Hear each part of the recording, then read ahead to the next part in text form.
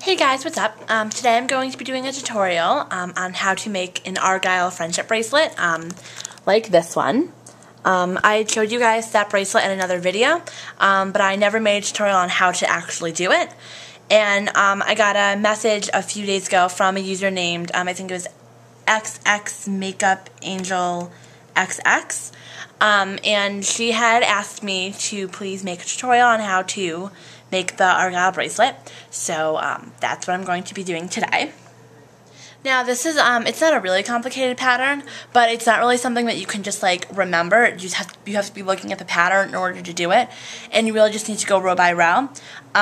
So because of that, it's going to be a little hard to follow along with, and also like I'm still having trouble with camera placement, like so that you can see me doing it while I still have two hands free. So I'm still working that out, and like I said, it's a somewhat complicated pattern. So if I were you, I would print out the pattern and try and have the pattern with you while you're doing it along with me if you want to try and make this bracelet, because just watching it and trying to learn directly from me and then remember, it's going to be really hard to do and it probably won't come out right. So I would definitely suggest having the pattern. Okay, so this right here is the pattern that I'm using, and for this one you're going to need 10 strings in 3 different colors. You're going to need 2 of one color, and then 4 each of the other 2 colors. Now, when you're making the strings, like when you're making the length, it's hard to tell how long they should be, but you should definitely make whatever color you choose for your crosses. You should make those strings longer because you're going to be using this color more. So if you normally do a yard for each string, I would do maybe a yard and a quarter for each of the purple strings in my case. And when doing this bracelet, it's also really important to remember that your colors shouldn't be too similar, or you won't be able to tell that it's the Argyle pattern. So you should always try to say in different varying hues. Don't go with all one color, just different shades. And you should also try and do like a light color, a medium color, and a dark color. Now, the medium color, the color in the middle, should always be used for the diamond. So in this case, it's the blue. And then you can switch up the light color or the dark color. Either have the light color for the background and the dark color for the cross, or vice versa, and do the dark color for the background and the light color for the cross. So I've already started this bracelet, just to get a little bit on it to make it easier. And I've already done the first 2 stitches in the first row, because I did them and then I realized that the camera wasn't recording. But what I did was, this string was first, and I just took this one and did a forward knot onto this one. And then I took these 2 strings, and I took the green one and did a backward forward onto this one. So it's still staying in the same place. Okay, now the next thing you're going to do is you're going to take these 2 middle blue strings. If I can get that. Oh, shoot, I'm sorry. This is the reason the video is going to be so long, because I'm clumsy. Okay, and then you're going to just do a forward knot with these 2 strings.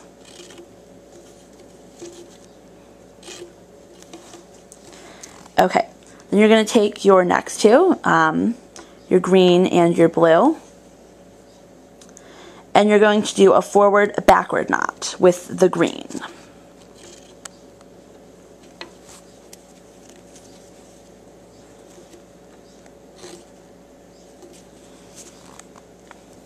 Okay, and the last one in the set are your last green and your last purple. So you're going to take the purple and you're going to do a backward knot onto the green.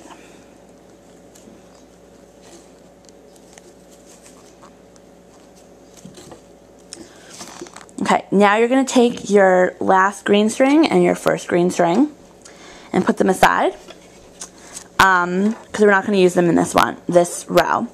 And you're going to take your first purple one and your first blue one and do a forward knot with the purple one.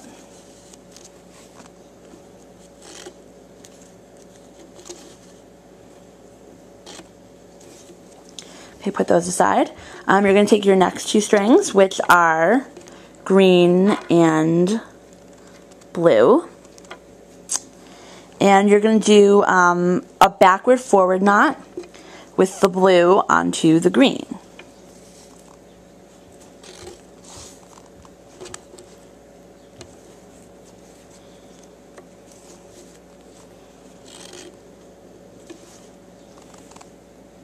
Okay, now what you're going to do is you're going to take your next two, which are also blue and green.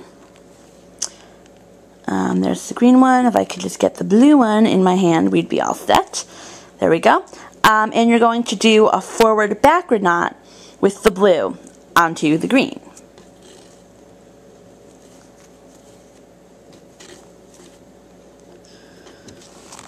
Okay, now you're going to take your last two, which are the purple and the blue, and you're going to do a backward knot with the purple onto the blue.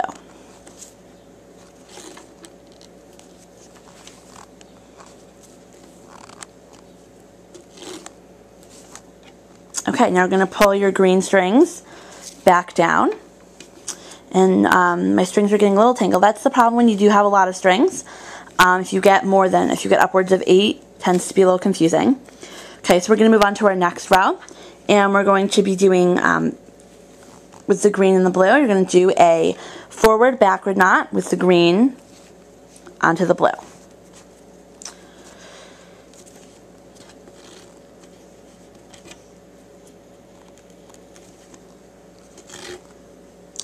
And I just did a forward-forward. Okay, I'm sorry about that. Mistakes do happen though, and if you make them, it's really easy to correct them if you figure them out right away. Okay, so we just did our forward-backward. Now the next stitch is going to be with the purple and a green. And you're going to do a forward knot with the purple onto the green.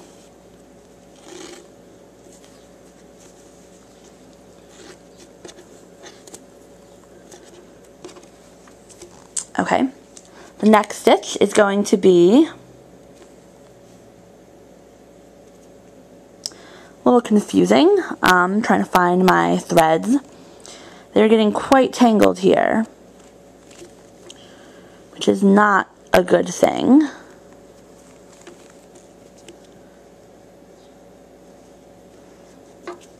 Okay, there we go. Your next stitch is going to be a forward knot with your two blues.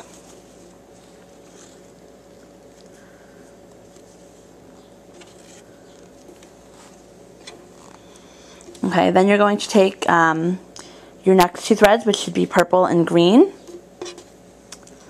and do a backward knot with the purple onto the green.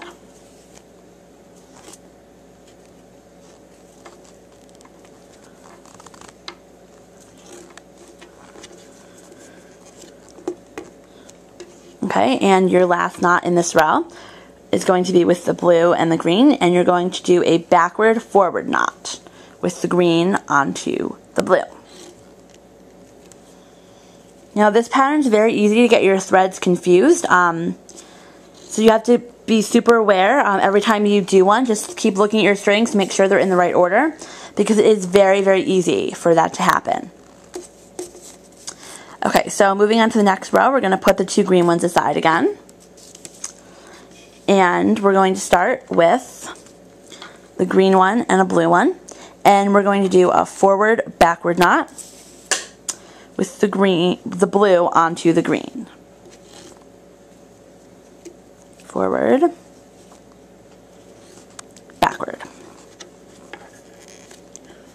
Okay, the next stitch is going to be with blue and purple, and we're going to take the purple and do a forward knot onto the blue.